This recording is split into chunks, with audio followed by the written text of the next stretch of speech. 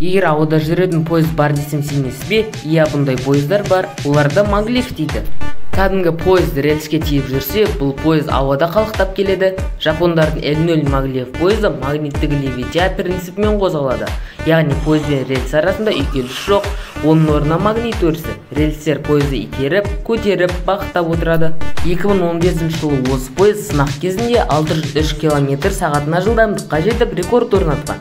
Бұл кей ұшақ жылдамдықтарымен тең. Поезд тек толық тоқтағанда дөңгелектер жерге тиеді, ал қалған уақытта поездың дөңгелектері 10 см ауада тұрады. Жолаушылар ешқандай діріл, шу не тербеліс сезбейді. Бәрі мінсіз тыныштық. 2030 жылға дейін бұл поезд Токио мен Нагоя арасын небәрі 40 минутта жалғайды деп жоспарлануда. Қазір ол жолды кәдімгі поезд 1,5 сағатта өтеді.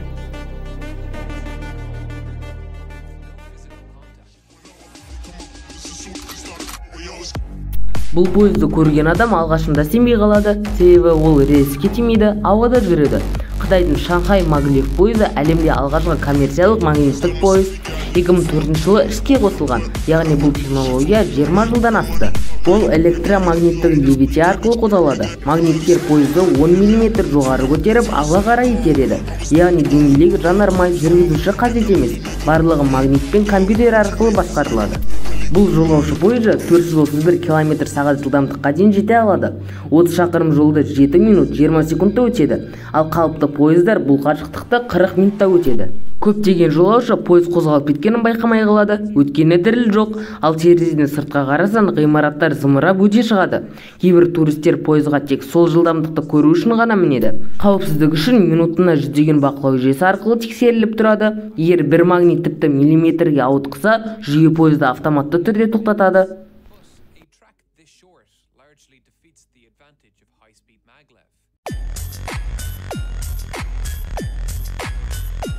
Бұл поезд нағыз инженерлік ғажайып. Францияның TGV пост пойызы магнитсіз кәдімгі доңғалықпен жүреді, бірақ жылдамдығы кей ұшақтан кем емес. 2007 жылы бұл поезд сынақ кезінде 575 км/сағатына жылдамдыққа жеткен. Бұл доңғалықпен жүретін поездар арасында әлемдік рекорд. Поезд жолмен соншалықты тез жүргендіктен рельстегі ауа толқыны шағын дауыл тудырған. Тіпті жанындағы 10 метр қашықтықта тұрған адам осы желді сезеді.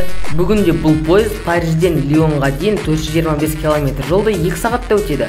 Бұл автомобильден жүргеннен 3 есе жылдам. TGV сөзінің мағынасы жоғары жылдамдықта поезд дегенді білдіреді. Сыртқы түрі авиация стилінде жасалған, алдыңғы бөлігі ұшақ мұртындай жіңішке, сондықтан ол ауаны оңай жарып өтеді.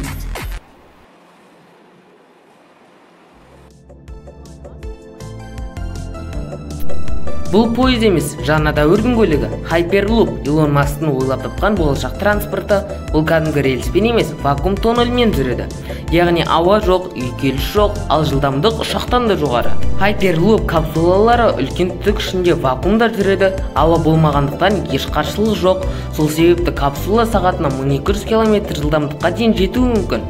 Бұл дегеніміз Алматыдан Астанаға 30 минутта жету деген сөз. 2013 жылы Илон Маск осы идеяны жариялаған кезде көп адам сенбеді, бірақ 2020 жылы Virgin Hyperloop компаниясы алғашқы сынақ жасап, капсуланы 387 км/сағатына жылдамдыққа жүргізді. Ішінде 2 адам болған, екеуі де қауіпсіз жетті.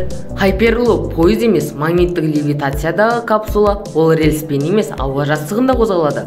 Сыртқы қабығы аэродинамикалық, яғни ұшақтың қанатына ұқсайды. Масктың арманы мегаполистерді қосатын жер үстіндегі ғаламдық метро жасау. Болашақта Нью-Йорк, Вашингтон арасы 29 минутта, немесе Токио, Осака қаласы 15 минутта жүріп өтеді деп жоспарланған. Hyperloop'тың туннелі вакуум болғандықтан, ішінде капсула зымыраннан да жылдам қозғала алады. Теориялық шегі 1500 км/сағатына.